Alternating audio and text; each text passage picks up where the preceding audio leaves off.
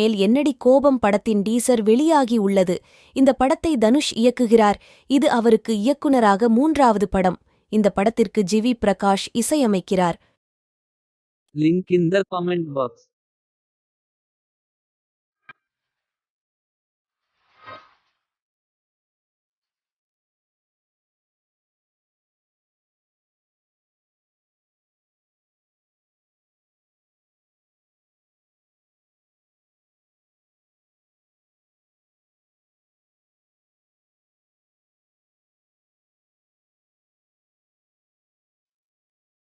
சின்ன அருமை நண்பர்களுங்க, சின்ன சேனல் எதா இருந்தாலும் அது கொஞ்சம் ஆதரவு கொடுங்க.